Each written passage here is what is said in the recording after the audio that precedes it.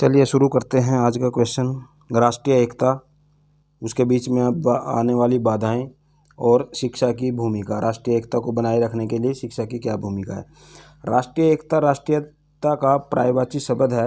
राष्ट्रीयता की भावना में देश प्रेम के तत्व निहित होते हैं जो देश के निवासियों को एकता के सूत्र में बांधने का प्रयास करते हैं। सच्ची राष्ट्रीयता वही है जिसमें व्यक्ति देश हित व राष्ट्र हित के लिए सभी कुछ त्याग देने के लिए तत्पर रहता है।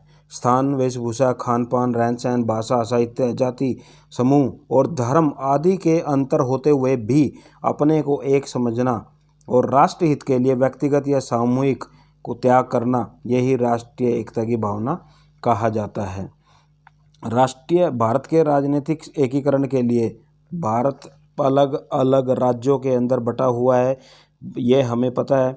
लेकिन आज़ादी से पहले भारत अलग अलग रियासतों में बटा हुआ था और उनको एक करने का काम, एक बैनर, एक झंडे के नीचे लाने का काम अगर किसी ने किया, वो थे सरदार वल्लभ भाई पटेल।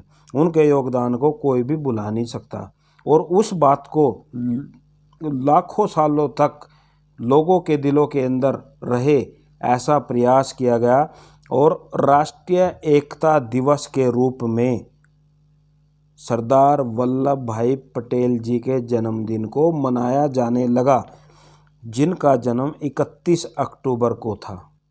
और यह राष्ट्रीय एकता दिवस 31 अक्टूबर को मनाया जाता है, जिसका प्रारंभ 2014 में किया गया था। जाति, धर्म, क्षेत्रवाद जैसी शूद्र विचारधाराओं को दूर करना ही राष्ट्रीय एकता कहलाता है। राष्ट्रीय एकता के मार्ग में आने वाली बाधाएं क्या हैं? सबसे पहला प्रांतीयवाद। मैं आपको बता दूं, भारत देश के अंदर 28 राज्य हैं और लगभग सभी के अंदर भाषा, रहन सहन, खान पान, क्षेत्रवाद, ये सब अलग अलग है। उनके तीज त्योहार, उनका खाने का ढंग सब अलग अलग है। तो ये सब राष्ट्र को एकता के सूत्र में बांधने में कहीं न कहीं बाधा का काम करते हैं। जैसे प्रांतीयवाद। अब प्रांतीयवाद क्या है? अलग अलग प्रांत में बटा हुआ है भारत देश और हर प्रांत, हर राज्य का एक अपना मिशन, हर राज्य की एक अपनी भाषा, हर राज्य का अपना एक पाठ्यक्रम। तो यानी सब कुछ अलग होते हुए कहीं न कहीं वो राष्ट्रीय एकता के बीच में बाधा का काम करता है। दूसरा, जातिवाद। हमारे देश के अंदर जातिवाद बहुत ज़्यादा है और ये जातिवाद लोगों को आपस में लड़ाने का काम करता है, जो राष्ट्रीय एकता लाने में कहीं न कहीं बाधा का काम करता है। भाषावाद। अब मैं आपको बताऊं, मान लो पंजाब का व्यक्ति है और वो व्यक्ति तमिलनाडु के अंदर चला जाता है। पंजाब का व्यक्ति पंजाबी बोलता है, तमिलनाडु का व्यक्ति तमिल बोलता है। दोनों आपस में एक दूसरे के साथ में कम्युनिकेट ही नहीं कर पा रहे हैं, एक दूसरे के विचारों को समझ नहीं पा रहे हैं। तो जब वो एक दूसरे के विचारों को समझ नहीं पा रहे हैं तो क्या होगा? कहीं ना कहीं भाषावाद, मतलब दोनों एक दूसरे के विचार को अगर नहीं समझेंगे तो क्या होएगा? भाषावाद हो जाएगा और वाद से विवाद, और फिर क्या होगा कि हमारा जो मिशन है राष्ट्रीय एकता, वो कहीं ना कहीं इफेक्ट करता है। क्षेत्रीयवाद, ये भी ऐसे ही सेम है। सांप्रदायिकता। भारत देश के अंदर अनेकों धर्म के लोग रहते हैं और बहुत बार ऐसा होता है कि हिंदू और मुस्लिम राम मंदिर के लिए लड़ रहे हैं, बाबरी मस्जिद के लिए लड़ रहे हैं, मेरा धर्म बड़ा दूसरे का धर्म छोटा, इस बारे में लड़ रहे हैं। मेरे धर्म की शिक्षाएं बड़ी हैं, दूसरे धर्म की शिक्षाएं छोटी हैं, उसके बारे में लड़ रहे हैं। तो ये जो सांप्रदायिकता है, ये भी कहीं ना कहीं दंगे उठते रहते हैं और राष्ट्रीय एकता के बीच में बाधा का काम करते हैं। राष्ट्रीय चरित्र का अभाव। नेक्स्ट पॉइंट आता है राष्ट्रीय चरित्र का अभाव। राष्ट्रीय चरित्र मीन्स लोगों के अंदर सबसे पहले अपने देश के प्रति प्रेम होना चाहिए। आज अगर हमसे कोई पूछता है आप कौन, हम भारतीय, ये नहीं बोलते, हम ब्राह्मण, हम जाट, हम मुस्लिम, हम हिंदू, हम लोग ये चीज़ें बोलते हैं, और जो राष्ट्रीय चरित्र का हमारे बीच में अभाव दर्शाता है। सबसे पहले हम भारतीय, उसके बाद में अन्य बातें आती हैं, लेकिन हम भारतीय अपने आप को बोलने में शर्म महसूस करते हैं। तो ये कहीं ना कहीं इफ़ेक्ट करता है राष्ट्रीय एकता को। राजनीतिक दल, ये तो पॉइंट आप लोगों को बिल्कुल अपने आप ही क्लियर हो जाएगा। जो राजनीतिक दल हैं ये लोगों को आपस में लड़ाते रहते हैं, और जब ये अनेकों दल हैं, आप देखो अनेकों दल हैं, हर राज्य के अंदर पता नहीं कितनी पार्टियां बनी हुई हैं, और सभी पार्टियों का एक ही एजेंडा, कुर्सी की लालसा। तो वो भी कहीं ना कहीं राष्ट्रीय एकता लाने में बाधा का काम करती है। असमानता, इनइक्वलिटी, कोई ज़्यादा अमीर तो बहुत ज़्यादा अमीर, कोई ज़्यादा गरीब तो बहुत ज़्यादा गरीब। असमानता, असमानता के कारण भी राष्ट्रीय एकता कहीं ना कहीं इफ़ेक्ट करती है। फिर आर्थिक विषमताएं, किसी के पास प्रॉपर्टी ज़्यादा है, किसी के पास प्रॉपर्टी कम है, किसी के पास खाने के लिए इतना कुछ है और किसी के पास 2 वक्त का खाना भी नहीं है। तो जो आर्थिक विषमता है ये भी राष्ट्रीय एकता के बीच में बाधा का काम करती है। अब उसके बाद हमारा पॉइंट आ जाता है कि राष्ट्रीय एकता के बीच में अगर हम ये बाधाएं लाते हैं तो इनको दूर कैसे किया जा सकता है, और इनको दूर करने का केवल एक ही साधन है, और वो है एजुकेशन, शिक्षा। व्यक्ति को, बच्चों को, लोगों को शिक्षित करके राष्ट्रीय एकता के सूत्र में बांधने का काम किया जा सकता है। शिक्षा के उद्देश्यों में परिवर्तन करना, सबसे पहले हमें change in the objectives of education, शिक्षा के उद्देश्यों के अंदर परिवर्तन करना पड़ेगा। आज हमारा शिक्षा का उद्देश्य क्या है? पढ़ लिख के नौकरी प्राप्त करना, एक अच्छा नागरिक बनना, ये हमारा उद्देश्य नहीं है।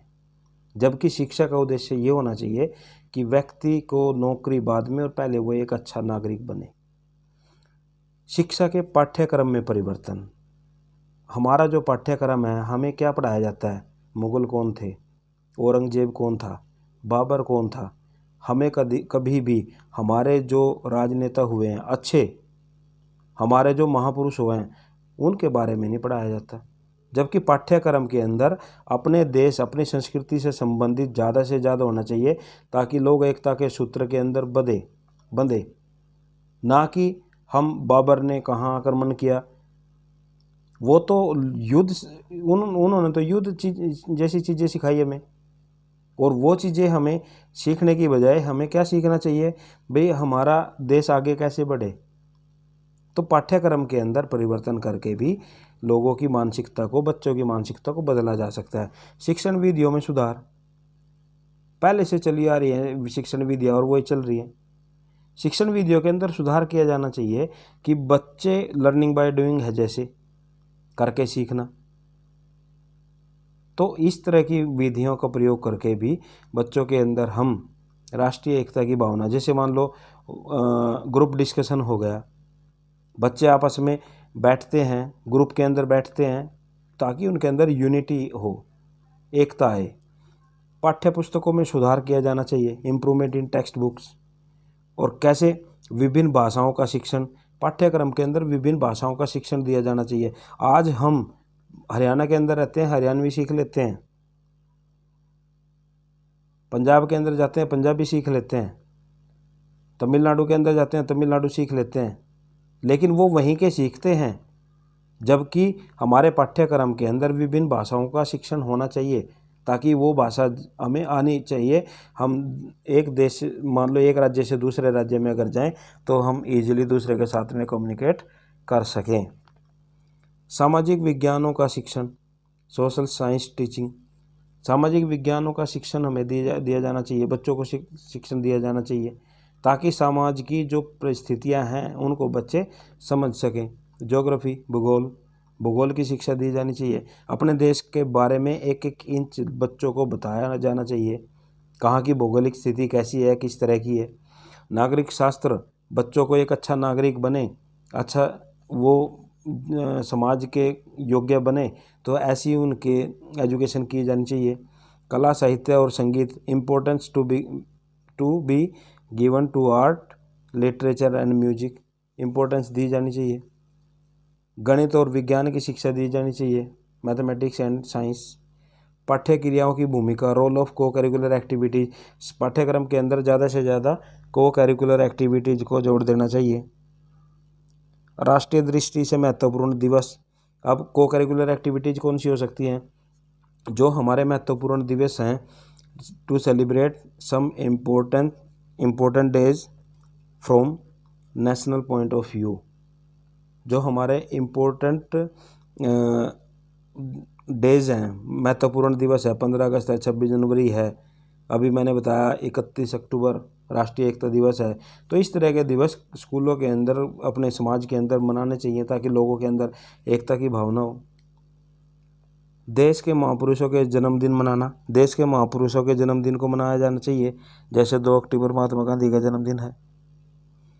विभिन्न धार्मिक उत्सव मनाना, to celebrate various religious festivals.